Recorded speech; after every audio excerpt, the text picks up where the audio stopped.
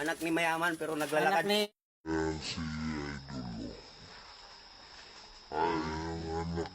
Nga sa'yo. Ayan si Idol, oh. Ay, ang anak ni, anak ni mayaman pero naglalakad. Yes guys, nandito si nanay ah.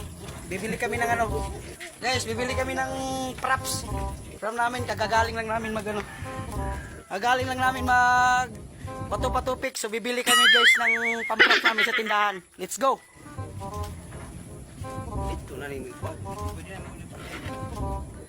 Dito, magtas tayo. Yan guys, bibili kami. Tingnan mo yung itsura namin guys. Bibili kami dito sa may tindahan. Okay.